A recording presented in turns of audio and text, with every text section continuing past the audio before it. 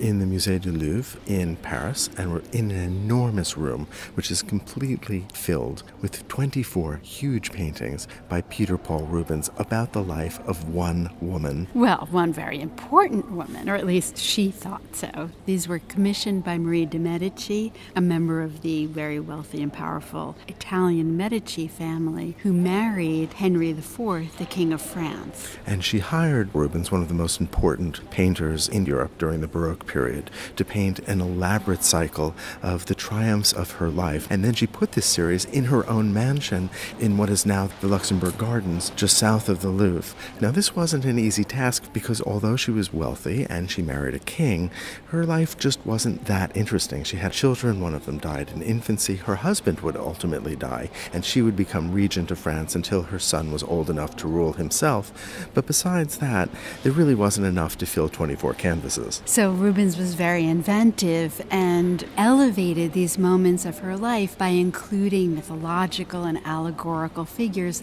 that gave a sense that her position as queen was divinely ordained. And we certainly see that in the panel that shows Henry IV first gazing on her face in a portrait. And it's interesting because in this case, we're looking at a painting of a man who's looking at a painting. You can see that he's completely taken with the image of her. It looks as though he's about to say, "Be still my heart." He turns his body toward the portrait. His left hand is open, a gesture of being awed. But there's such elegance in the way that he turns his body. It's such an expression of the courtly manners of France in the 17th century. And it's funny because we're talking about Catholic Europe, but this is filled with ancient Greek and Roman mythological figures. We see Zeus and his wife Juno, also known as Hera. And we can identify them because of the eagle on Zeus's side who holds a thunderbolt and the peacock behind Hera.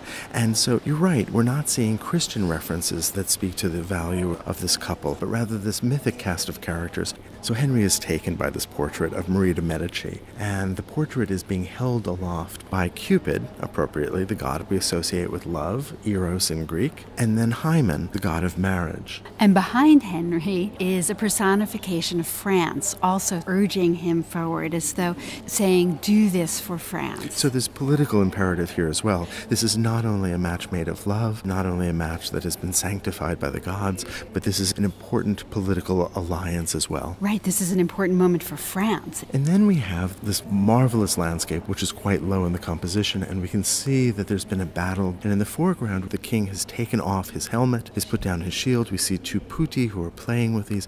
It is as if the king is leaving behind war for love. We have this sense of wanting to leave everything behind for his great love for Marie de Medici.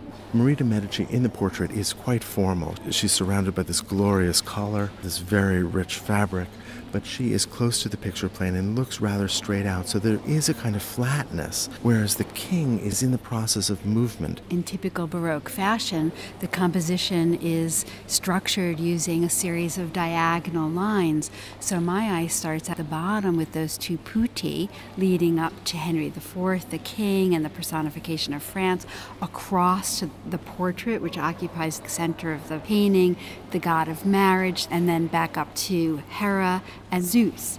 And so there's a zigzagging that animates the entire composition with that portrait still in the center. The complex pathways that Rubens uses to lead our eye around this canvas is masterful. There are these little vignettes. Look at the way that the personification of France touches so gently the king's upper arm and seems to be looking eagerly at the portrait, almost as if she's whispering in his ear. And then look at the Cupid who looks back at the king's face to judge his reaction and seems so pleased with his admiration. Or the Cupid below who's playing with Henry's shield. And looks directly out at us. Very mischievously. Rubens produced the entire series within just a few years, but he was also known to have an enormous workshop of assistants. Rubens would have laid out the overall drawing and would have likely been responsible for the hands, for the faces, and presumably for the representation of the king and Marie de Medici, but he would have had lots of help with all that's around them. It is so over the top. The word ego doesn't even suffice. Although it's important to remember that she is just acting as a member of her class.